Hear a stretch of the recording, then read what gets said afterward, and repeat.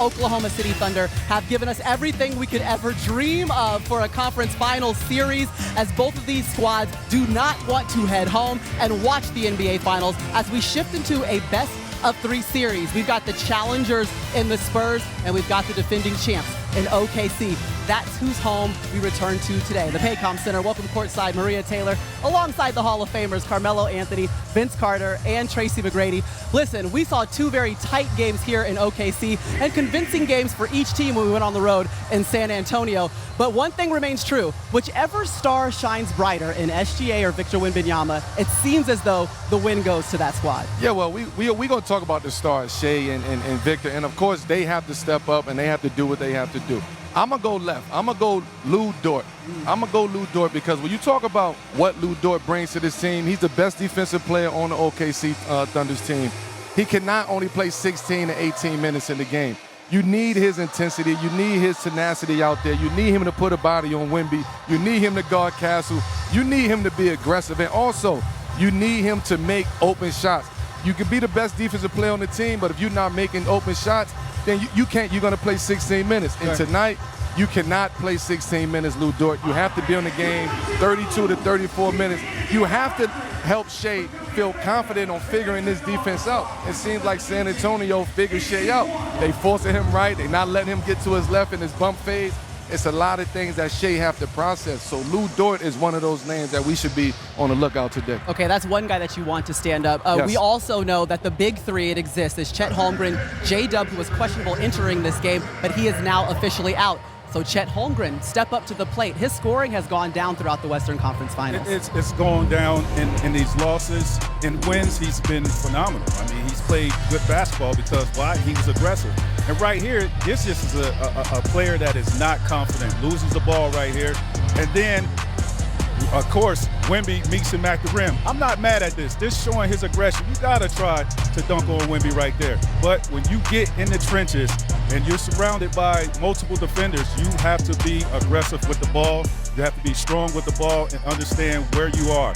And here, I would rather for him to go up and try to make a play than to lose his confidence in trying to give up the ball right there and make an ill-advised play. Because what that does, it ignites San Antonio's offense, defense to offense, and this is where they become a real big problem. Yeah, look, you can just take a look at how the scoring, the efficiency, the rebounds, the blocks, all of them have gone down in the Western Conference Finals, and this is a true opportunity for Chet to step up. We're just finding out, too, J-Dub, with him being out, Jared McCain will get his first start of this postseason. Remember, 24 points off the bench in Game 3. All right, let's get to the Spurs defense, because what they did in Game 4 was only allow 82 points. Lowest scoring total for OKC since December 2021. Let's get into it and how they did it. Well, let's get into it. First and foremost, in 4 games, Shea was averaging 29 points, 51% from the field, 19% from 3.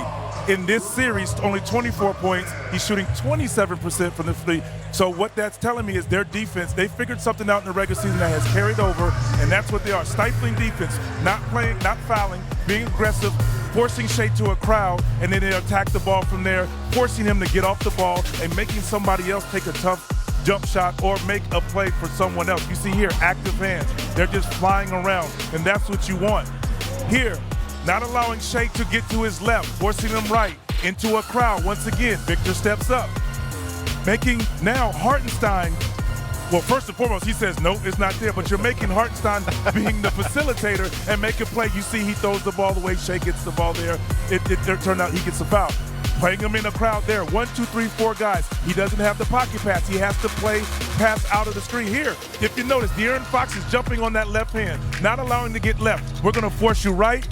You knowing he wants to get to his left, nothing is there. He's forcing the issue. Here, don't play without your hands. Don't foul because he's going to try to bait you. No foul there. You see Stephon Castle has the hands up, ref.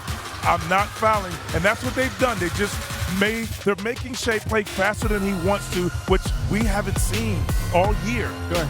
20 turnovers, too, in Game 4. That's the most OKC's had so far this postseason. Alex Caruso held to 0 points. He was the second leading scorer in this series coming into Game 4. So that's a big change. But if you look at that, you're looking at that graphic right there, who is going to be the guy that has to step up and score? You guys tell me. Well, for me, I'm going back to this game 5 is real pivotal. Phone numbers here. I heard.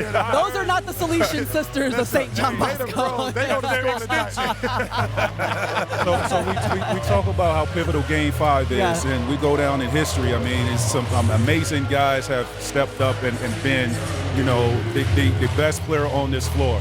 And I look for Alex Caruso to be that Game 5 for him to enter into NBA lore tonight of having a big game. He's shown before. Game 1 having 31 points and being a guy that relieved a lot of pressure off of Shea, whether it's guarding Wemby, right? Being a disruptor. That's who he is when he comes in the game. It's not just his scoring ability. It's his energy, right? It's very infectious. It's causing havoc on the defensive end. And I look for Alex Caruso to enter into NBA lore tonight. Call him up. I'm going to give you a different name. I'm going to say Jared McCain. Here's another guy that shoots the ball extremely well, plays with confidence, and the one thing he said is when he got here, Shea, amongst everybody else, said, be you, be yourself. And when we see McCain at his best, he knocks down open threes. He also gets in the paint and creates shots for others. I think that is someone we need. Shea needs to create, to take some pressure off of him to help loosen up that double team. Who's your guy? And again, back to Shea. I know I said Lou Dort, but back to Shea. To me, the film tells the story. When you go back and watch that film and you break the film down and you watching how they guard you, what are you learning? What are you seeing? What story is that film telling you? Because tonight, you're going to need that. You're going to need to figure that story out quick. You can't wait to the second quarter. Can't wait the third quarter.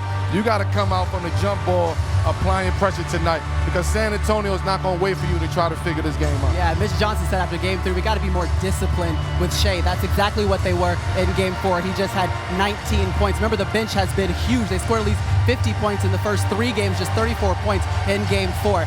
Let's talk to our guys who are courtside calling the game, our best friends, Mike Tirico, Reggie Miller, and Jamal Crawford, to continue this conversation. Good evening, guys. Yeah, Maria, this is just like the plane going back and forth. We got 5 guys who scored about 90 points on average during their basketball career, and we're talking hoops. And you all were just talking a lot of who. I'd love to turn to you guys and ask how this game is played. If you are a nerd and look at stats, you know pace of play comes down for everybody in the playoffs. But you pointed out something about the pace that we should be watching here in Game 5. And it's the Spurs. Whenever the Spurs pace, they get great shots. That Thunder defense is so tough and so connected. You want to score in the first 7 seconds before they can set up. When their pace goes, now you get Wemby in space, now you get threes, now you get to the basket. That's when they're at their best. Now, I see where you're going with this. Here we go. Right, and I understand your thought philosophy, but they do that at home well. In this building, it's got to be chaotic frenzy.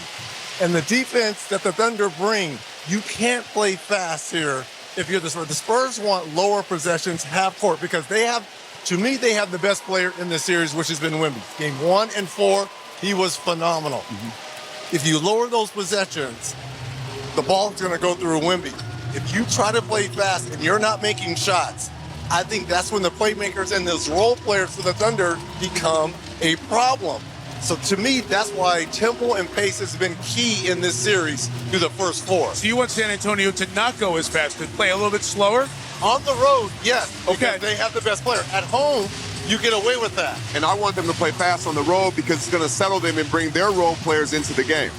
Especially with the Thunder not at full strength. Play fast, get some easy buckets, and then I think you'll settle in on the road. This is what makes this great, because only in a matter of minutes we're going to know which one of us is correct. Yeah, this was an hour of my lunch. Didn't get a lot of words in, but heard a lot of hoops talk that we share with you. Maria, we'll see you all Hey, for wait, Mike, I got to ask you. Yeah. You said our starting 5. Who's your leading scorer?